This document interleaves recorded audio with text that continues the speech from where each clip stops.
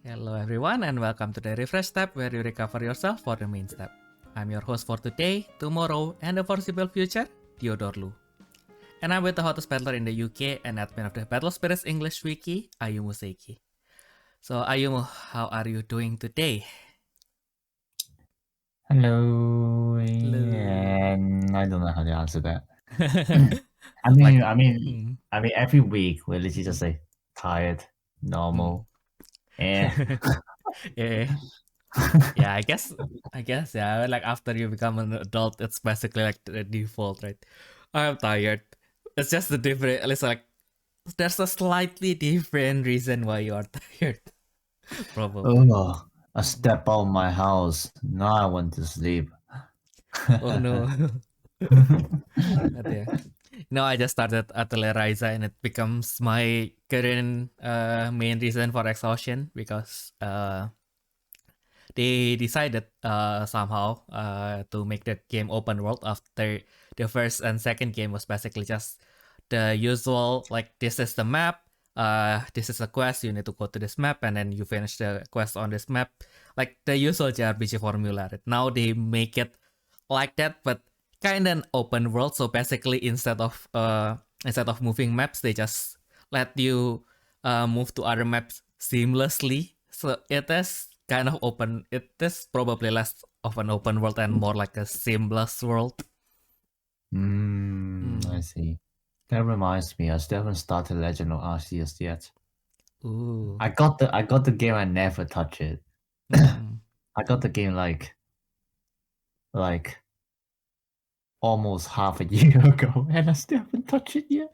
Yeah, I understand that. Oh my god, that life.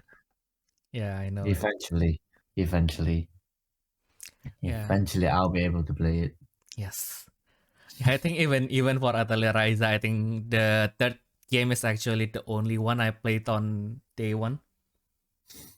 And like Okay. the other ones, I think I bought them and then I got busy with stuff and then yeah. I think the fastest I played again is like 2 weeks and then I played halfway and then I left it for a half year and then I finished the game. Yeah, I got a Legend of Arceus through a package, basically a bundle. I mean, basically, someone in the server said that they're going bankrupt, so they had to sell the NDS at guess what? £100, a little bit more than £100, including 4 games. And I was like, I'm buying this shit. Exactly. That is like And then deal of the century. yeah. So I got this Switch, which is perfectly fine actually. So I feel bad for this guy. And then 4 games, Pokemon Brilliant Diamond, Legend of Arceus, and then Zelda Breath of the Wild, and then also Animal Crossing. Whoa. And everything and every single game you got is like the strongest titles Switch would have had. Exactly. And then also I got Violet when it was released, Pokemon Violet. But so far I've only completed, well, quote unquote completed, at least the main storyline of Shiny Diamond, Brilliant Diamond, and then Violet. Like for Violet, I haven't even completed Pokedex yet, and then right now they have like all these events that like, hey, you got this Pokemon from Raid Battle that you can't get from the game. And I was like, nah, can't be bothered. Eventually, I'm just gonna keep doing Wonder Trade until I just miraculously receive an egg from them. I mean, that's what I did. I didn't even try to fight the Charizard, but I got a Charmander egg just from a Wonder Trade. And I can't even remember what I sent out, but I'm gonna feel bad for that guy because it was probably some shit that I never needed.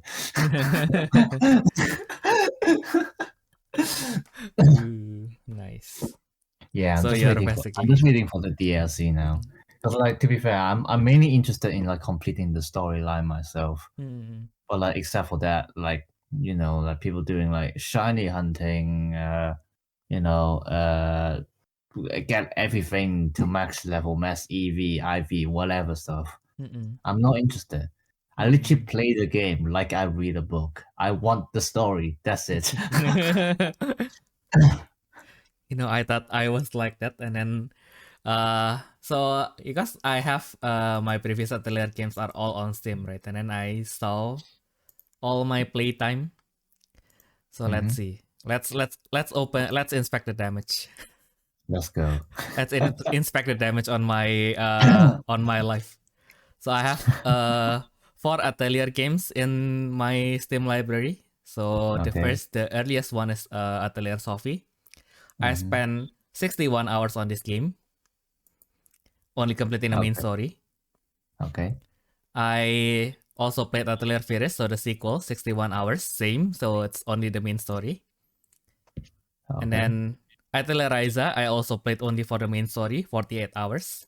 And then Atelier Ryza 2, everything starts to go downhill because I started to get this habit where I don't necessarily have to have the strongest equipment, but I just want to. And then you see that the first game only takes like 48 hours if I just go through everything right away. And then I spent 72 hours to complete the second game. And then Sophie then release a sequel.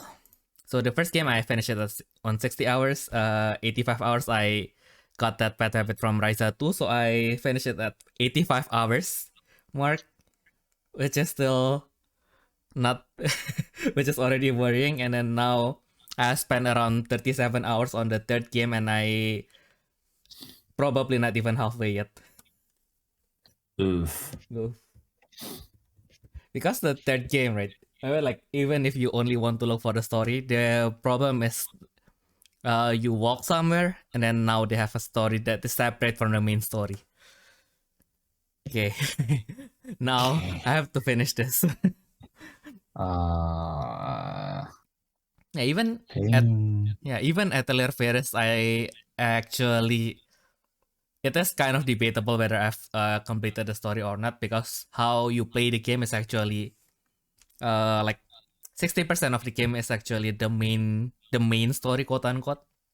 Yeah. So the main story is for Virus to become a licensed alchemist within like 100. I think it's 1 year in game. But why it is painful is like because 1 day in game is like half an hour, so it's like you only have 180 hours to finish this. Well, maybe not, maybe less than that. I think less than that, because I only spent like 60 hours on that, right? But yeah, now I finished that, and then now what I can do now is to chase for the true ending. So in which now Virus has got the license, so now she has to kind of decide, okay, so what, I already have my diploma, what am I going to do with my life, kind of thing. Realize it's like, yeah, all these games, right? It's every time you play them because you want to escape reality, and then they just had to snuck in like those little reference on your real life.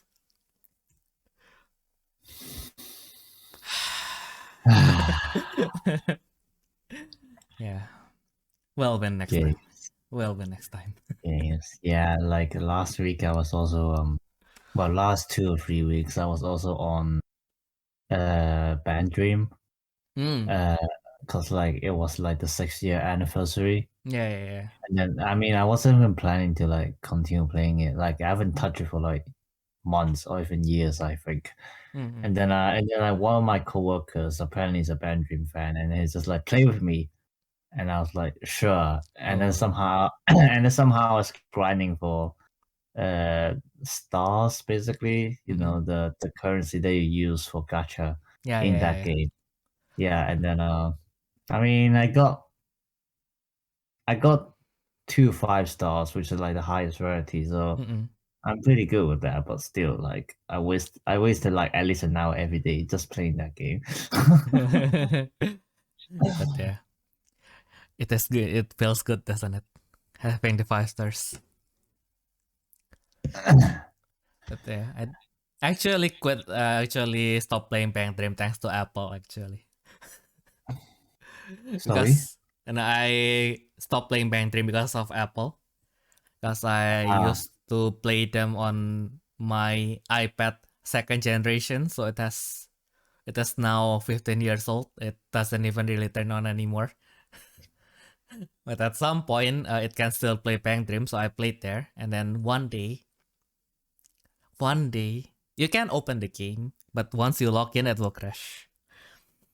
And then I tried to move my account there, and then I think I tried to recover my account as well. But anyway, I made a mistake in trying to do that, and now I cannot recover my account anymore. Basically, yeah. I tried to send like an inquiry to the customer support, but I need to send it from the game, right? And then now I can't really do that because the game will crash whenever I open it. So it's like, yeah, okay, I'll let it go. Yeah, I think I also resetted my account once. But yeah, now there's my current account is like 117 level or something like that. Yeah, so I don't know. I had some amazing in this account, so yeah, I kind of understand that. I think I can lose any of my game accounts except for Azure Lane. Like, I think during their last anniversary stream, they kind of like made this graph like how many people are of this level, and then my account is like the top 0.5% if I'm not wrong. So like there's only like 0.05% of accounts in Azure Lane that is beyond level 115. So it's like wow. I actually spent my life to play this game where I just grind to get PNG waifus, and it's all worth it. So like, oh wow, so like you're in like that 0.5%. Yes.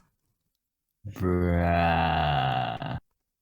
But I guess it's mostly because lots of people are making that account just to try the game and then quit, right? Because I think 40% of the account is like below level 25 or something. Okay. Well, I mean, it's an established game, right? I think at this point, it's really hard to gain new players. It has way too many features. Like if you play Azure Lane now, it's like, especially because it's Azure Lane, right? There's no, like, what do you need a good ship for? Like there is a PvP, but there's no way you can. I don't think the PvP is healthy, so I don't think it's realistic to expect that you can win the PvP like with a new account anyway.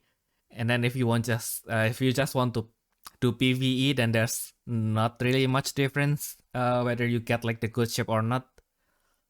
Like of course, at some point, like the later maps, you kind of need the good ship, but like any good ship will do. It's not like you have to have this one specific good ship.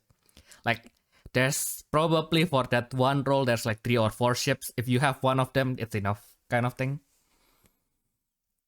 So yeah. Okay. And then the problem is if you are only playing for the main story, which kind of stops. Oh yeah, also that the story is also a problem in Azure Lane because the main story kind of stop after the prologue. Like if you play it in game, because they kind of just reenacted the Second World War at that point. So the actual story of Azure Lane, I think you have to go through half way point of the main story and unlock this feature called the Operation Siren. They have a separate story, which is like the actual Azure Lane story. And then for the rest of the actual main story, they have an event every 3 months, and then this event actually has like the main story of Azure Lane.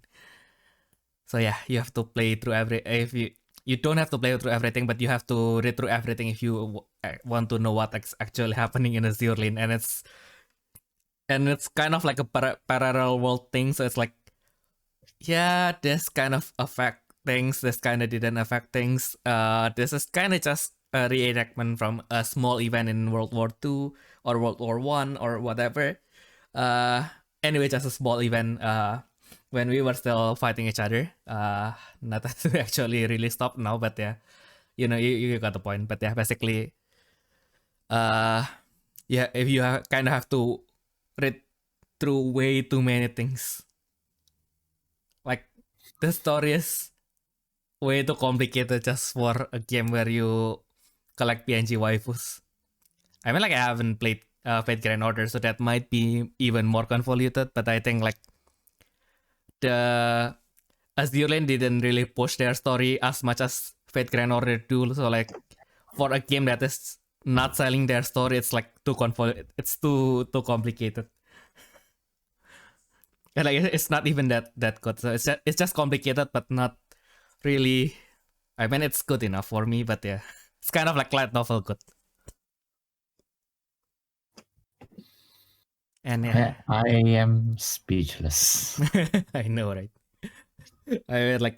I think you can understand that and why my whenever there's a new season for anime, I also mostly watch only Isekai. You see, I like the... yeah, true. Actually, like most of them are trash, but at the same time, you just kind of want to look into how they gonna mess it up this time.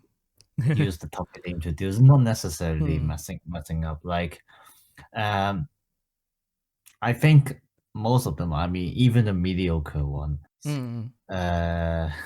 I mean, if it's truly shit, we don't talk about those ones. But I mean, most of them are just like mediocre at best, but not like unwatchable. Let's say.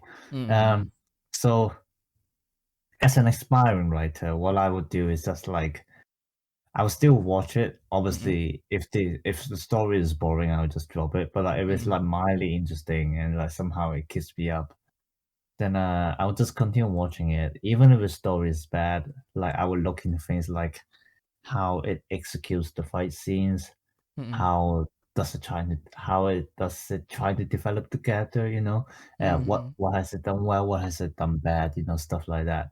So like there are a lot of things that I would find interesting that like generally people would be like, wow, this sucks, you know.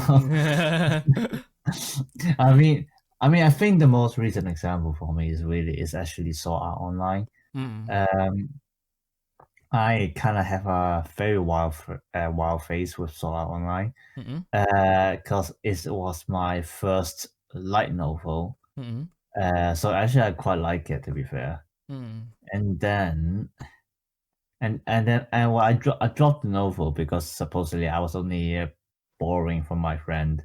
But then I moved away from home, so I couldn't borrow from him again, and I couldn't be bothered to buy my own. So yeah, so I stopped reading it, but I didn't watch the anime. I think GGO was alright. A bit of a hot take, I know. and then but then like the part after GGO, you could clearly see that the writer was just like dry with thoughts, but like, you know, he somehow had to continue the series. So like it was just like massive filler, basically. A whole filler arc, literally. That was really bad. Even worse than the first season. Like honestly, I don't think the first season was very good, to be fair.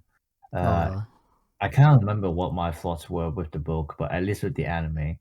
And then with the story in general, there are a lot of unnecessary things, but like we can go back to that later. Mother's Rosaria was really good for sure. But and then Yuki's death was also reasonable in this, I would say, because like the whole point is to like, you know, evoke sympathy for her. So yeah, that's kind of fine. And then what was it after that? I think it was already Alicization. Oh yeah, I think Alicization. Alicization for the TV. If you count the movie, then it's ordinal scale. Oh yeah, that was ordinal scale, which was really shit. I hated it. Yeah. At least the I mean, like I watched it in the cinema and then the pictures were pretty, so at least the pictures were pretty. Yeah, like yeah. So I don't regret watching that in the cinema, but yeah. No, okay. Here's the thing: we don't talk about the animation. The animation is there's nothing to judge about it. I'm talking about the story. Like the whole ordinal scale was literally just a fan service arc. Oh yeah, exactly. Like literally the last battle. Oh, everyone comes out, fight! Whoa! And then I just watch. It was like cringe. Starbuster storymu. Oh no, Starburst dream is fine, but like it's the friendship power thing that got me. Shrieking like bocce, and then, yeah, and Alicization, I actually quite love it. A lot of people complain about Yu-Gi-Oh's,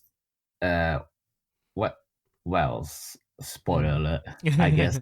I mean, but we watch it, you get what I mean. Yeah. And then, and then at this point, I realized the author really likes to drop a lot of potential characters, and then that kind of turned me off, because like it's just like the thing that like you would know that whenever there's an interesting character, the author would just remove them like after an arc or something like that. For the plot the plot, I mean the character development of Kirito, which doesn't even need to develop anymore. Let's be honest. So yeah, there's that. But besides that, at least I think the author did improve in terms of plot progression. Because like compared to the first season, there was significantly a lot less of like the unnecessary stuff. Like a lot of times they just go straight to the point. Like the first season, how to say this? Yeah. So we have I can't remember the name actually. You know the twin tail girl with a dragon. Oh, Silica. Silica, and then Why do I remember that? And then the pink hair one. Lisbeth. Lisbeth. There we go. Damn it! Why do I remember everyone's name? and then also the black muscle guy. I can't remember their names. Yeah, I literally you see how unimportant they are. And I never understand why they're even in the story. I hate them. Yeah, I mean, yeah. but like as like you know, as someone who also writes, I could actually see the reason behind that. Because like if for those who don't know, Sword Art Online actually started off as like just an entry for a novel competition. It wasn't even for a web novel. It was for a novel competition. So obviously there was word limits, and like it's basically a case of I thought too much, but I can't fit all of them in.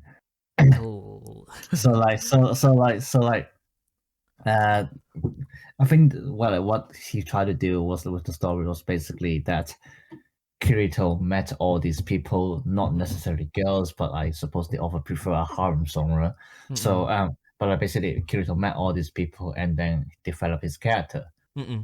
But because of the word limit, he couldn't make the impact better, basically. Like literally the only useful character in terms of character development for Kirito was that one girl who died in the dungeon. I can't remember her name either. Damn it. Yeah, I mean like she I only remembered her voice actress because of Saori Hayami. Oh, I see. Yeah, I don't get into these stuff, but yeah. But yeah, that was literally the only important character for Kirito, I would say. Maybe besides Klein. Klein is actually quite important. Klein is like I'm not even joking. Like the comic relief. Yeah, like a comedic relief, and also just a bro to Kirito. Like a lot, obviously a lot, especially if you're just watching anime, a lot of things are implied. But like you could see that like from the first episode, just knowing that Klein was in the same world already gave Kirito himself quite a lot of confidence, because like he knows, like even if he's a beater, like he has an ally with him, like stuff like that. Like, but obviously they didn't say. Oh, I don't even remember the novel saying that, but it's like it's an implication that you can see from like Kirito's kind of action and thoughts towards the world. So yeah. So I would say like Klein was pretty important, and he should be there as another male character, or else too many girls. 8.7 out of 10. 8.7 out of 10. That is actually higher than the male score. The male score for Sword Art Online is 7.2. Yeah, if only it's 3 lower, then it would be a nice number. Yeah, I mean, you'll be a genius if you get where my rating comes from. I will feel it at the end of the podcast. Remind me later. Okay. So like season 1 was pretty bad, and then you got into the ALO thing, which was all right. Yeah. Until the offer, just like all those generic Japanese offers, decided that like the offense that the person should do is tentacle rape. Okay. And then yeah, I mean, I watched that and I was like, look, man, if I want to do those stuff, I wouldn't be watching SAO right now. I'll be opening some private website. So can you please not make everything a sexual assault? Like, can it be something else other than sexual assault? And then there's also tentacle porn. The best thing is that this is so obviously the author's fetish, because you get to see this again in Alicization. Ooh. And actually, like you mentioned that you first see it in ALO, but actually it was in the first season as well. Yeah, I know. Like with Silica. First season. Oh wait. Oh yeah, it was. You just unlock a part of my core. Oh no! Unlock it. It became a core memory for you. God damn it! Why do you have a core memory of Sword Art Online? Of all things. Yes, I was like, stop with the tentacle porn. Write something else. You love it so much. Oh, but yeah. Well, oh my god, Alicization, like Wolf Underworld. Literally 5 minutes in after Lever entered the world, tentacle rape. Why the fuck not? And I was like, oh my god, like I actually, if it's not because it actually has like, honestly, I would have just skipped that part, because like it was so obviously like, besides the technical part, like the scene in general, like it's so obviously for the sake of what was it? Shock value.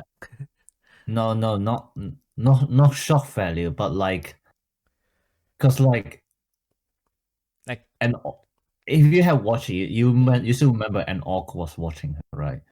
So like an orc. Yeah, an orc. Yeah. So like, and then like literally the whole reason for that was just for the orc to be enraged and break through his limits. Don't ask me why is an orc doing that, but and then save Lever, and then but like that one scene took like 10 minutes of the episode, and I was like, you could have done something else. But okay then. Okay. But I guess like it kind of works like in a bad way for Sword Art Online, because I only heard Sword Art Online when they are doing like the bad stuff. But it's like, why? Yeah, well, I mean, why? Why does this need to exist? And but like, and then oh my god, literally like in like all those final battles, like that's just so cringe. But all those final battles, you always get Asuna just like, oh no, I can't anymore. There's just like Yuki, a fading Yuki by her side. We can do this together. And then the same thing happened with Kirito and Yu-Gi-Oh! And it's like, fuck me, man. This is so cringe. I hate it so much. Like, just let me watch my Starburst stream peacefully, please. I know, right? I don't want to see the girls, and I don't want the power of friendship. But yeah, I think that's also like the same reason why I can't really get into, you know, that skeleton knight in another world. Holy. Oh really? Yeah, really? they like right at the first scene, it's basically just SA. Why I heard SAO in the first bit of the anime, it's like, no, I don't need this. Yeah, well, I mean, but then like Skeleton Knight, I mean, I know that it's like it's supposed to be a comedy as well, so maybe like, so like I haven't watched it, but like it might have been trying to be a parody on something, I don't know. But Sword Art Online, they were obviously trying to make it serious, but yeah, I can't. Can you stop with the shonen stuff, please? It's not even supposed to be a shonen anime or novel. Fuck my life. But okay, beside all those stupid things, Sword Art Online in general is actually like the top. I like. It might be a hot take, but like it's like the top end of mediocre. Like it can get you into it, like especially with like Alice's Station. Like again, like I said, the plot progression is actually done really well now. And then like there's barely any like boring parts. Like it's not that like there isn't really a part where like it's like exposition overload or like too much actions for no reasons. It's like it's quite well balanced, and then like every character's action like has a reason, despite the fact that they don't need another tentacle pawn. So yeah, and then like it was just like fine to watch, I guess. So it's like, and like I got like quite a bit of analyze out of that, and also told myself I should not do this when I'm writing. And I see. Yeah, but well, I might be trying to get into the novel again because apparently now they're into Star Wars. Or I see. Star Wars plus the Legend of Cthulhu. So for whatever reason, so I might get the novel again just to see what the fuck is going on. Oh my goodness. Oh god. But yeah, actually the 8.7 rating is actually a meme from Pokemon. Yeah, because like there was an online critic rated the Alpha Sapphire, Omega Ruby and Alpha Sapphire game 8.7 out of 10. Too much water. Oh. It's quite an old meme, but if you got it, you're a great lad. But there we go. Oh my goodness. On the game where you are trying to stop like a literal monster from causing the great flood, and you are complaining because there's too much water. Oh my god, I can't. I can't. That's that guy even read. But yeah, I think that's the magic of SAO, right? I think it became like the McDonald's of Isekai, kind of. Like, you know that it's going to work. It's like Big Mac, right? I mean, like, you're not. It's sometimes the workers are a little bit in some branch, probably the guy cooking it is a little bit sloppy, and then it was a little bit dry. But it's Big Mac. You can kind of enjoy it anyway. Yeah, but I think most Isekai is like they are just bringing up this gimmick menu. So like, you know, like some KFC Indonesia once tried to use like the Mexican chocolate chili chicken. So basically, they just put the sundae chocolate on top of. They just put sundae chocolate on top of the crispy chicken. Kind of works though. I can imagine the kind of work because I had something similar before. I can't remember what that was, but my taste bud is telling me that I had tried it before. Anyway, yeah, I'm kind of watering myself. I mean, like it can work if it's what is it, dark chocolate, but yeah. Anyway, that's beside the point. But I think the isekai this season, they are all almost all, not all. I think they are all are at least the first few episodes. They are pretty interesting. Like even that the stupid one, like I got a cheat skill in another world and became unrivaled in the real world too. wait, two. No. So two as in he is also gaining the power in real world. TOO, right? Yeah. I heard about that one. People were actually saying that it's just like shit or like low tier mediocre. Like it's basically another power fantasy, but like even the plot itself was just like so goddamn generic. That like it wasn't even interesting to watch. But that's what I heard. But yeah. No buts. I haven't watched it yet, so I don't know, and I'm not planning to watch it. Nah, it's fine. It's fine. I mean, like, because the one that I actually hated is the one called, like, what is it? I even don't want to remember the title. I like the title made it sounds kind of interesting. Like the aristocrat something. I mean, like it sounds interesting, and then I open it, and then it's like the other like self-aware and really loud guy. I just really hate those kind of isekai main characters. Like, I think I heard that aristocrat. Yeah, the aristocrat in another world or something. Oh wait, the world's finest assassin gets reincarnated in another world. No, that one is actually quite good. That one is like the 7 out of 10. Oh.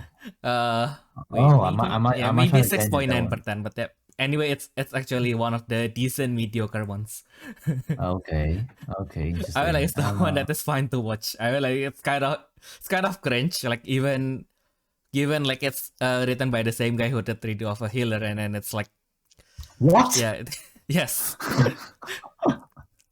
Like the most cringe part of that author that I don't really click with is he really likes to have the main character, like especially since I read the novel for both. He really likes to have the character saying a monologue in which they reminded themselves of their quote unquote identity. So it's like the main character for the assassin one. He's like, he started the chapter with "I am an assassin," and then read off a healer. He started the chapter with "I am a healer." So I opened the new chapter. I wonder who this main character is. I am a healer. Oh, thank goodness, it's really helpful. Oh my goodness. That like other than that, this writing is not perfect, but it's kind of like it is as perfect as the supermarket potato chips cold pea. It's cheap. Okay. It gets the jobs done. It is crispy enough, and then it has shock value to kind of get you hooked. But that one is quite okay. But I think I'm also quite biased because the main character is kind of calm. Like I really hated the one where the main character is just way too aware of the situation, and then he was like being really overly creepy about it as well. Well, okay. So like, what example do you have for like the overly creepy one? So like that aristocrat. So the aristocrats otherworldly adventure serving gods who go too far. And then the other one is the Genja no Mago. So the Ancient Magus is not Ancient Magus Bride. Ancient Magus Bride, I heard that's good. Yeah, I heard it's good. Yeah, it's okay, the Asian Magus Bride. I almost said Maggot. Asian Magus Bride. I watched the first season, like first half of it, a really long time ago when it was first aired. But at that time, I wasn't a very philosophical guy, so I found it really boring. But like I still find some time to watch it again because at that time, even though I found it boring, I did realize that it has some very interesting dialogues in there. So it just that it wasn't my tea at the time. So I might try to get into it again. I love the song as well. So yeah. Oh yeah, I remember it now. It's Wise Man's Grandchild, Kenja no Mago. I think I only played it for I have like still 20 minutes left on the episode. On episode 1, I watched it for 3 minutes and I don't want to watch it anymore. I don't know how I survived the aristocrat one. They're quite similar.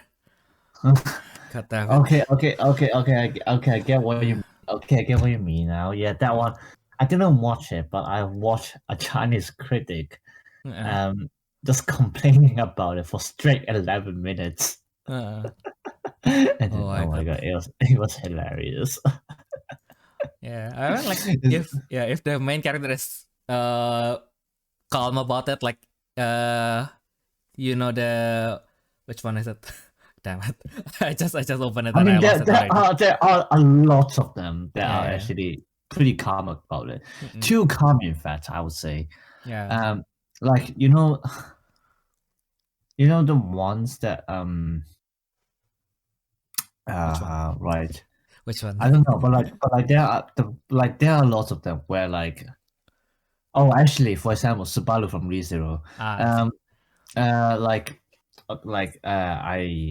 can't remember what season 1 happened. I actually recently only tried to rewatch it and then I got bored of it again. But basically the first part when like he just like blink Isekai, and then like I think if it's me, I would actually panic really hard. but somehow, like for example, in the case of Subaru, it's just like, oh my god, I'm in another world now. Yeah, and I know how this world works. Like actually, Subaru isn't even the most extreme case because like his story is supposed to be like the reverse of like the generic power fantasy, but just like his initial reaction at the beginning. Just like gave me the feels, oh, not again. Can you like give some better reactions, It's just like there were a lot of cases where like mainly because the author wants to get through this part quickly. They just make it all being the same old reaction, like, oh, I'm in another world now. Yeah. Oh well. like oh well, let's see what I can do then, and then like they're not even trying to panic. So it's like, I mean it's not supposed to be realistic, but like I mean your reaction is supposed to be realistic, if you get what I mean. It just doesn't work out well. And I just like, it's like small parts like these will already show you like how much the author actually cares about the story. Like because like a lot of times because a lot of times like these isekai, like the reason why they have so many isekai stories right now, obviously one is because people actually eat this kind of shit, but actually the biggest reason is because of the light novel website. Shotetsuka ni Naru. If I'm yeah, that one. But like for those who don't know, basically, it's a website where people can submit their web novels, and then the ones which get popular will actually be chosen to be published as an actual book. So, from what I know, basically the most, at least recently, the first actually succeeding isekai story was Jobless Reincarnation. Mushoku Tensei. Mushoku Tensei, yes. And then so everyone after him tried to copy his format, and that's why you got so many Truckun, and then like you got so many medieval times fantasy, and like it's all because they are trying to copy Mushoku Tensei. Like it's a very normal trend that like happens in any kind of media, not just anime. But somehow with anime, like the copy and paste works. Because again, somehow the people eat this shit. Yeah. so, I mean, like like it's kind of on the Mushoku Tensei guy for not making enough. The people have this need; they need to be fulfilled. Well, I mean, you're not wrong. Like, Yeah. it's like as I said in the beginning, like I watch so many isekais also because I want to see what kind of difference they can make. Because like at the end, with stories, not like especially after more than 2,000 years of human civilization, nothing would be completely original. Yeah. So like more or less you're gonna be picking up something from something that you have read and like use it as your own. So like I think copying a formula isn't a bad thing. But like you have to think about how you can make it special. And it's this part which I would think a lot of isekai authors fail. Like I'm not gonna just say authors in general because like I don't know any about outside, the outside world of authors, even though I'm trying to be one. But at least for isekai authors, from what I see, a lot of them fail to do that, and like they just become another literal copy and paste. Yeah.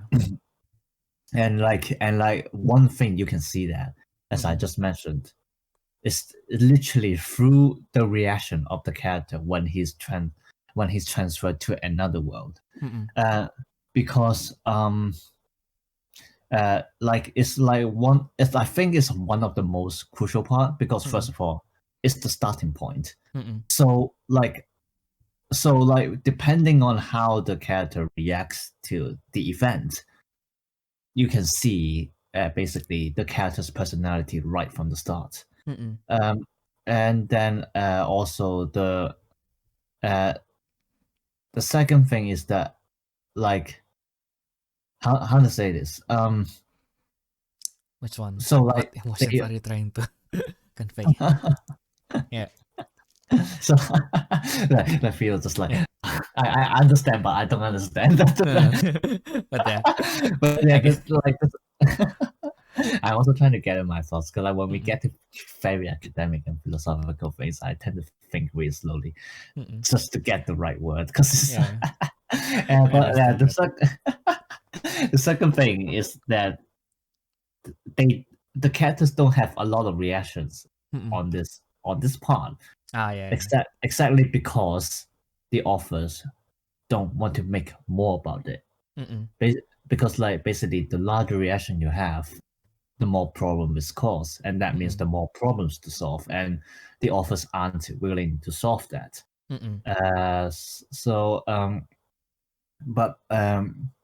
But like it's like literally the first chance for them to make something different, but they just decide not to.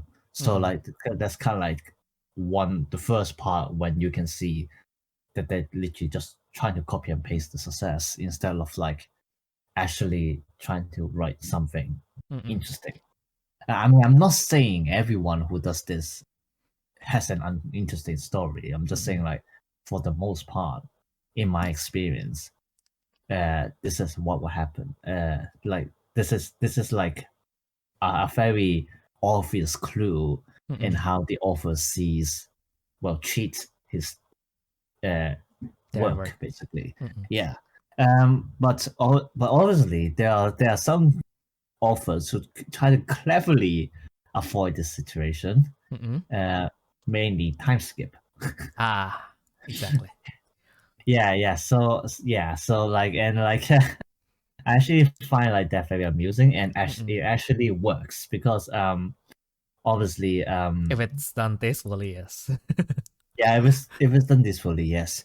And then because especially since a lot of the reincarnation is like it's literally starting from when they were a firstborn baby. Yeah. So I mean, obviously, what can you really say about firstborn babies? Like, I just talk about creativity, but like, it's not easy to like think of something for baby. Well, except Oshinoko, that's that's a story for another day. that's a story for another day, and I absolutely. But yeah, Oshinoko, I think is one example that popped in my mind that has actually done very well with portraying kind of the stage of being a baby. Like even though after that they still have a time skip, but like it's not a very huge gap. So I would make it an example. I would say, Okay. yeah, and then yeah. So like the one example of time skip that I can think of as was actually from last season is kind of like a mediocre one called the world's strongest exorcist. Yeah. Actually, that one is my Big Mac for last season. It's like, yeah, same actually. It's really mediocre, but I really enjoyed every bite I had with it. Yeah, and then like especially since like the one interesting part about it is that the reincarnation was controlled by the protagonist himself. Well, it's not a spoiler because it's literally the first episode. Yeah. Because he's an exorcist, so he knows all these spells to revive himself and stuff like that. So he had this reincarnation spell because he said, "Fuck this world, I hate it," and then and then reincarnated to. Well, you know what? A fantasy world. Yeah. Medieval setting. but I think actually like it's the one reason why we like this Exorcist anime a lot. Actually, I should finish about the reincarnation part. But like yes, after he reincarnates, the story doesn't jump to when he wakes up as a baby, but rather it goes to a time skip to where when he was around 5 years old and then got tested with his magical capabilities.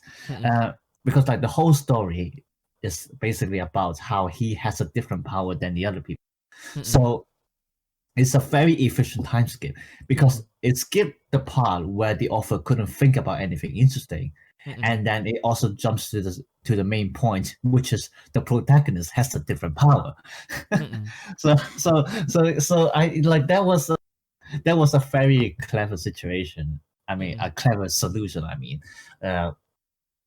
for this anime, and like it's like the first thing that actually got my attention to think that this author actually knows what he's doing.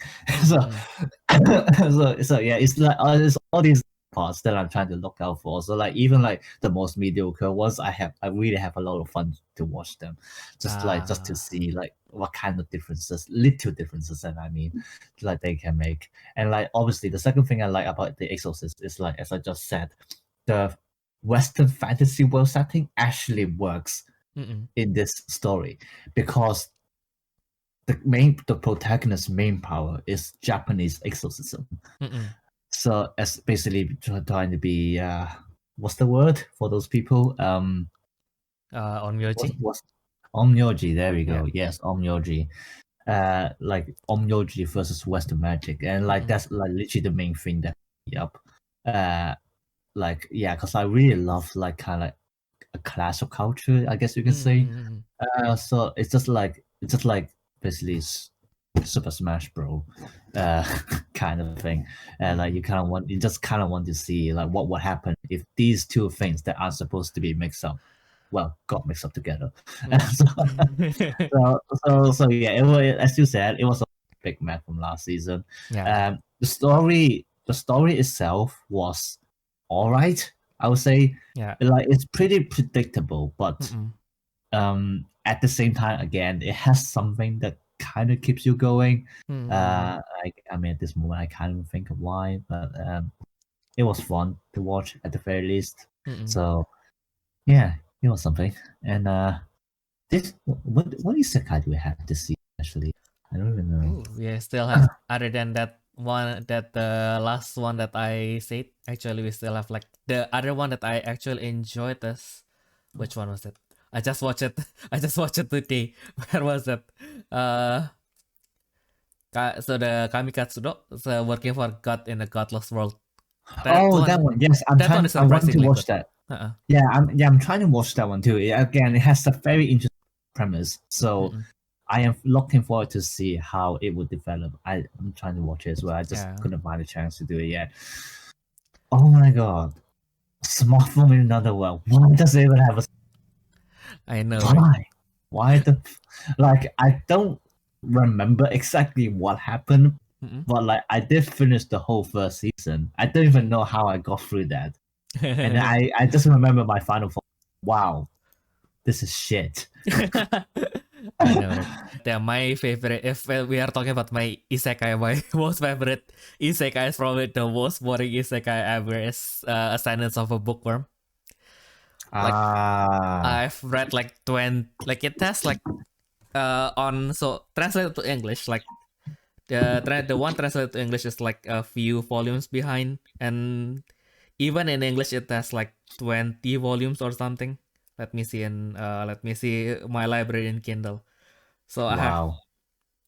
I have 24 out of the 25 books that are already out. 25 is the 25th book is going to come out in May. So I already have everything, every single one. Because I usually when I try to read the light novel, I always look for, okay, so I've watched the anime, where should I pick up, right? And then people just say, yeah, you better just read from the beginning. So I tried, and then I already know everything that's happening, but damn, I couldn't stop reading. And then it's like, at some point it has just become exposition. The novel is like, okay, so this is what's happening. The story has been so convoluted because the ascendance in the title, it's actually kind of Shaw's fault, because you can actually read this in the synopsis. It's a light novel, right? So the ascendance part is the, okay, so let's not spoil too much, but basically the ascendance part is her ascending socially in a world that is really hierarchical. So there's nobles and everything, and then she climbs up the social ladder. Like one season is basically her climbing one single social ladder. So okay. yeah, and then she starts as a commoner, so there's not much problem, so everything is happy. There's lots of interactions, and then eventually she becomes in a position where she is more and more politically involved. So it's like, okay, now there's as a noble she cannot really express herself, so there's less human interaction, but now there's more political interaction, so there's more to expose rather than to narrate. So it's like, oh my god, but that's all really interesting. Yeah, that sounds very interesting, but Yeah. I'm not And not exactly in politics, so that's why I never got into the series. Like, it's not because I think it's bad. It's just like not my taste again.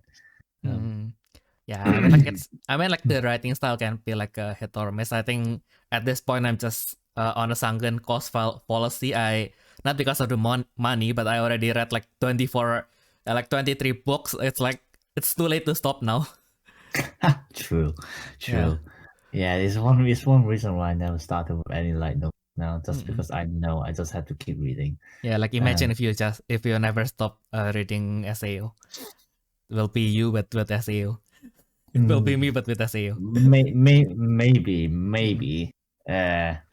Oh, I don't know. I'm just kind of glad I didn't continue SAO because I could imagine I might have followed the writing style. I don't know. Yeah. There. And another thing that I find really inspiring from the series is actually the author. The author is a housewife. Okay. So if you have I mean, like we put thankfully have a good mother, but yeah, basically if you see your mother when she's at home doing all the chores, like there's like surprise. I mean, like especially after we are adulting, like there's surprisingly way too many things that we need to do at home to keep everything in order. So it's like she do all that in a Japanese household, and she's writing all this. Damn. Oh, wow. Yeah, I was just when I read like I think it was in her fan book or something where she mentioned that, and then I was like, damn.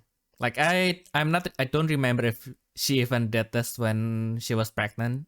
I think it's already after her children is already kind of like old enough so she can kind of lift them P, and then she started, okay, so now things are coming down. I'm going to now focus on my serious hobby, and then it became the almost 30 books of Ascendance of a Bookworm.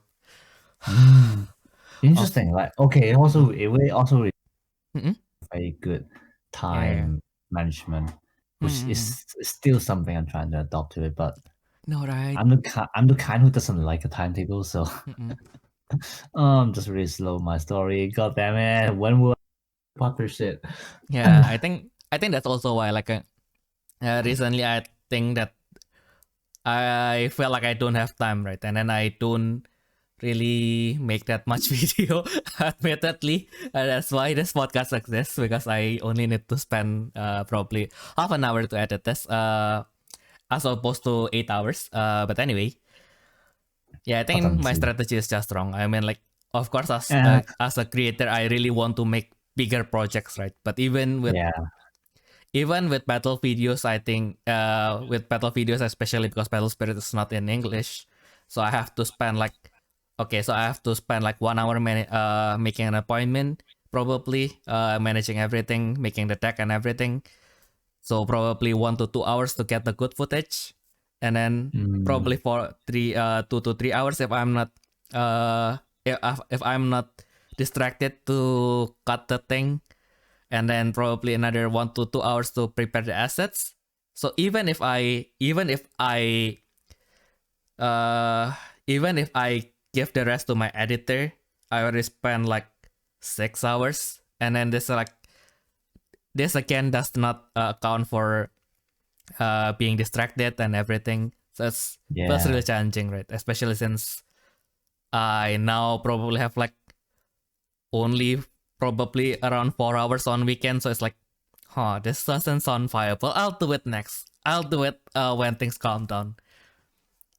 Yeah, same actually. Like, I'm trying to write, but then like, I also need to spend time job hunting again. Yeah. So it's like, how can I even balance this? Is the thing, because obviously like, job hunting should be the priority, and like basically I should be spending any free time I have to look for another job. But like at the same time, I think I would just die if I can't even do any entertainment. But yeah, I think it's also like the separation is the hardest part, because I think, especially since coming to Germany where they really push the work-life balance, I think it's really important to decide, okay, I'm going to be productive today for probably 4 to 6 hours at most. So okay, I've been productive for 4 to 6 hours. The rest I should use it effectively, as in, if I'm sleepy, then I'll sleep. Because if I'm sleepy and I try to do something, I will not do it correctly anyway. So I'll try to just use the time that because we need to sleep anyway. So it's like, I'll just sleep early and then do things earlier tomorrow. If I have to do something else, then I'll just do something else. And in the end, it's just like also like a matter of strategy. So I kind of realized that from the April Fool video, actually, because I think I spent like 2 to 3 hours doing that. So it's like, so if I choose my scripts carefully and I don't make stuff that need too much editing, I can basically finish this in under 8 hours by myself. Like, because again, if I use my editor, it doesn't use too much of my own time, but the overall production time would increase, because our schedule is different, and then I can't expect him to, okay, so I want this tomorrow, please finish this tomorrow, because he has his own schedule, right? So I can't force him to do it with my schedule, right? Yeah. So I think from after things actually I think until then, I think I'll need to focus on smaller ideas, and after things actually calm down, probably I can try to maybe while I keep on making the small ideas, just try to kind of, Okay, so anyway, we have lots of backlogs. You can Ayumu is the only one who can see that, but we have lots of backlog actually. So the bigger backlogs, I think I can just we can do it one by one. Give it to our editor. Hopefully, these are not the not time sensitive video like the ruling and stuff. They are not that time sensitive. I suppose so. I think we can just so we just make this, give it to the editor, and then as he submitted it back to us, we can just release it as time goes along with. And then now that I don't have to make like the smaller contents, I can focus on the bigger contents, and then we can just make bigger contents from there. Hopefully, that's like the dream, right? That's a dream. Yeah, that's the dream indeed. Yeah, we have been saying that we want to make World Clash 2 from like 2 years ago. Oh my god. Yeah, the World Clash is surprisingly really time consuming. Yeah. Because the shooting itself was sorry, like at least 3 hours. So it's like, damn it. And managing the schedule of, because we have like the 6 participants, we have you as the judge, we have Amami as the translator, and then at least one person to kind of take all the footage. So it's like we have to, like, even if I play and I took the footage, we still have to match the schedule of 8 people, and then with different time zones as well. It's like, oh my goodness. How did we even succeed with the first one? Succeed as in completing the project. The success is kind of depends. Like it is still my proudest work. Nevertheless. Well. The thing is, like, it wasn't really successful because it's not consistent. So, I mean, we had to do something like Extreme Game where they literally have an episode every week to actually, make someone to watch. Because and they'll be like, hey, I actually get some binge now, stuff like that. So yeah, true. I think we spaced it way too long, but yeah, that's what we can do at the moment at that time. So yeah, we'll try to do something bigger next time. We tried. I mean, you tried. Yeah, I went like, hopefully, the other thing that I probably need to focus on is also like searching for jobs, right? I think the problem is also like we need to better classify which activity is actually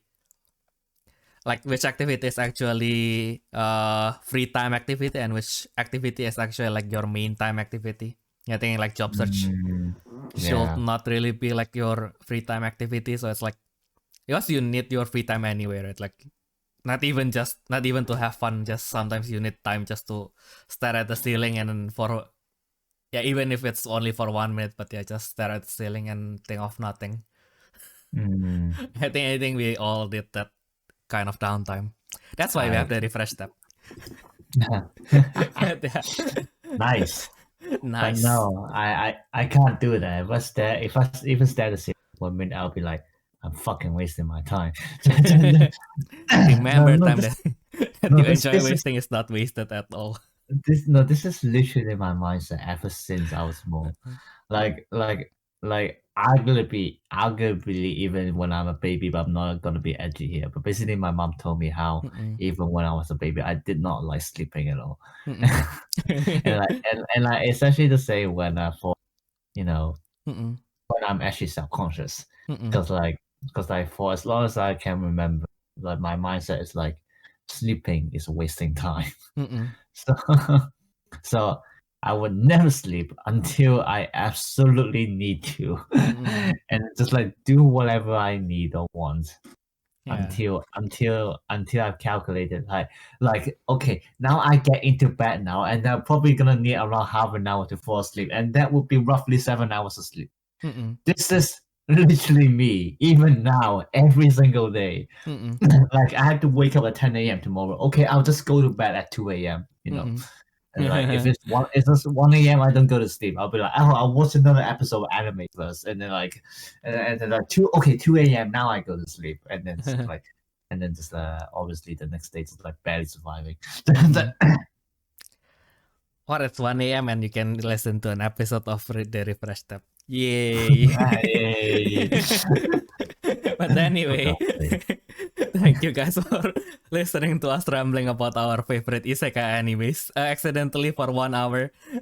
If you like to ask us anything, whether it's about TCG or about isekai, apparently, although our opinions are, as you can hear, is questionable. You can always send us a question on our email at therefreshsteppodcast@gmail.com. And I guess with that, that's all our isekai takes for today, and we hope that you guys have a nice week going forward, and we'll see you guys all in the next turn. Bye bye! Bye.